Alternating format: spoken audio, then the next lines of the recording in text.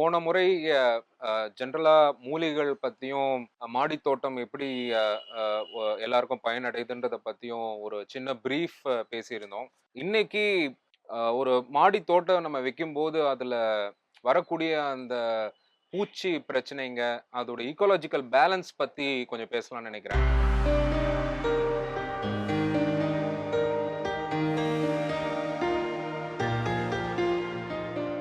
இப்ப நீங்க பார்த்துட்டு இருக்கிறது என்னுடைய குட்டி மாடித் தோட்டம்.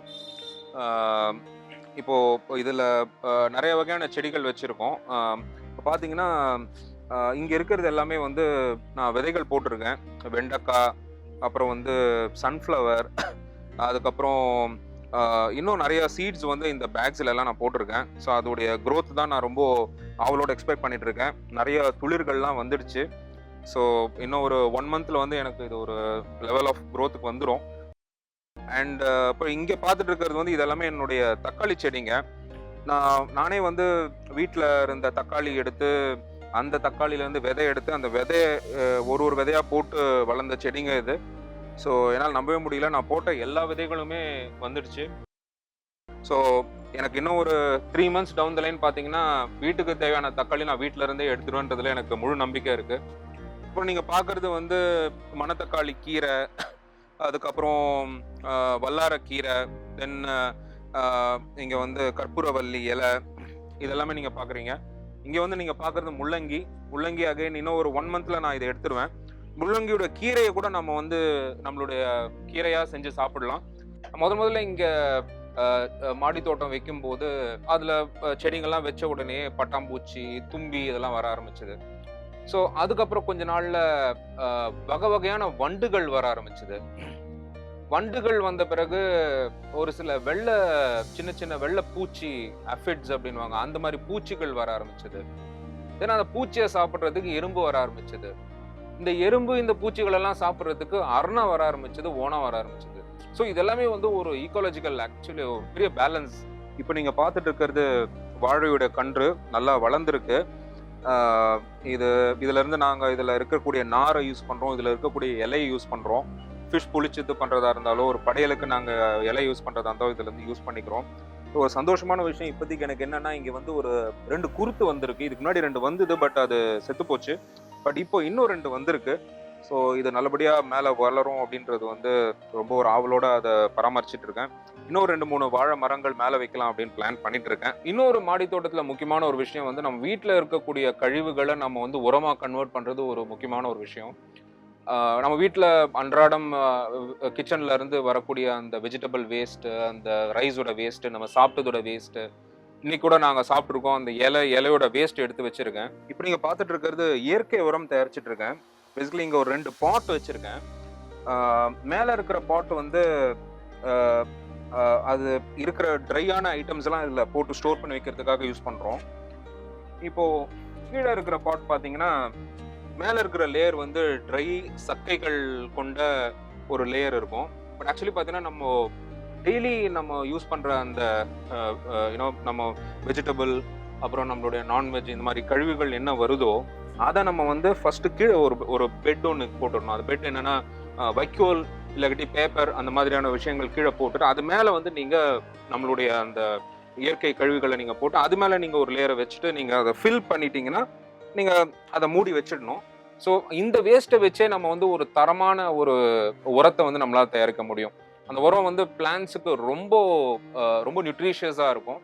பட் வெர்மி கம்போஸ்ட்னு ஒன்று இருக்கு. இதே வெஜிடபிள் கழிவுகள்ல வந்து நம்ம வந்து எர்த்வார்ம்ஸை உள்ள விட்டுட்டோம்னா then it becomes vermicompost. Vermicompost வந்து ரொம்ப ஒரு மேல மாடி தோட்டத்துக்கு உகந்த ஒரு விஷயம்னு சொல்ல கேட்டீங்கன்னா வெர்மி கம்போஸ்ட் தான் நான் கண்டிப்பா சொல்லுவேன்.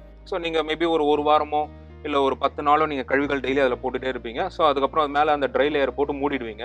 So around 3 weeks to 4 weeks பார்த்தீங்கன்னா அது வந்து நல்லா உங்களுக்கு கருப்பாயிடும். உங்களுக்கு அது கருப்பாகி அது உதிர்ந்த ஒரு பூ மாதிரி ஆயிடுச்சுன்னா அது வந்து நீங்க உரத்துக்கு யூஸ் பண்ணக்கூடிய ஒரு நிலைமைக்கு வந்துடும். ஆனா இதுல முக்கியமான விஷயம் என்னன்னா அதோடைய வெட்னஸை வந்து நீங்க எப்பவுமே மெயின்டைன் பண்ணிட்டே இருக்கணும். ஏன்னா அதுல இருக்கிற அந்த பாக்டீரியா தான் உங்களுக்கு வந்து உரத்தை உருவாக்குறது. ஸோ அந்த பாக்டீரியா வந்து ஈரத்தன்மையில தான் உயிர் வாழ முடியும். அது வெயில்ல காஞ்சு போச்சுன்னா அந்த இயற்கை உரம் கிடைக்காது. அது ஒரு காஞ்ச சக்கையா தான் இருக்கும். எப்போ அதுல வந்து தண்ணி விழுதோ, எப்போ அதுல ஈரத்தன்மை இருக்கோ, எப்போ அந்த ஏன்னா இயற்கையாக நம்ம அந்த கழிவை கொண்டு வந்து போடும்போது இருக்கக்கூடிய அந்த ஈரத்தன்மை அது வந்து ரொம்ப இம்பார்ட்டன்ட் பாக்டீரியாவுக்கு. ஸோ இன்கேஸ் வந்து அது ட்ரை ஆயிடுச்சுன்னா கூட பரவாயில்ல, நீங்கள் கொஞ்சம் வெஜிடபிள் கழிவு அதில் போட்டுட்டு நீங்கள் தண்ணி ஸ்ப்ரே பண்ணி விட்டு அதை மெயின்டைன் பண்ணிகிட்டே வந்தீங்கன்னா மற்ற ட்ரையான லீவ்ஸு நீங்கள் போட்டிருக்க அந்த பெட் எல்லாமே டீகம்போஸ்ட் ஆகும், ஆகி உங்களுக்கு வந்து இயற்கை உரம் கிடைக்கும். இதில் இப்போ நான் பண்ணிட்டு இருக்கிறது ஒரு நார்மலான காம்போஸ்ட் தான்.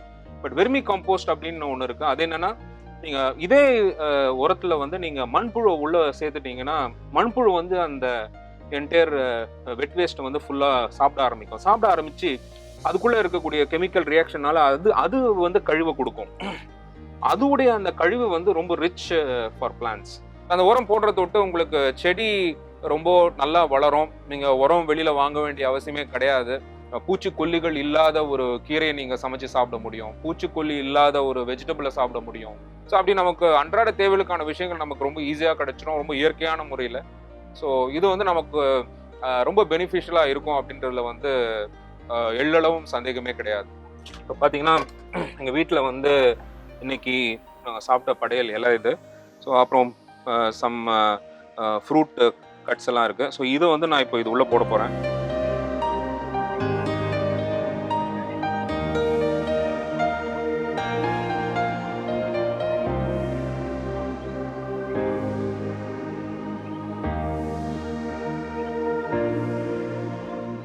இது வச்சாச்சு. இப்போ இதில் வந்து இன்னும் கொஞ்சம் தண்ணி ஸ்ப்ரே பண்ணணும். அது கொஞ்ச நேரத்தில் அதை தண்ணி நான் ஸ்ப்ரே பண்ணி அதை நான் மெயின்டைன் பண்ணேன்னா ஸோ இதில் வந்து எனக்கு ஒரு தரமான ஒரு உரம் எனக்கு கிடைக்கும். இந்த உரத்தை என்னோட செடிங்களுக்கு நான் யூஸ் பண்ணும்போது செடிங்க வந்து ரொம்ப ஹெல்த்தியாகவும் வளரும். ப்ளஸ் நம்ம வீட்டில் இருக்கக்கூடிய நம்ம உரம் வாங்குற காஸ்ட்டு கிடையாது, கம்மியாயிடும் உங்களுக்கு.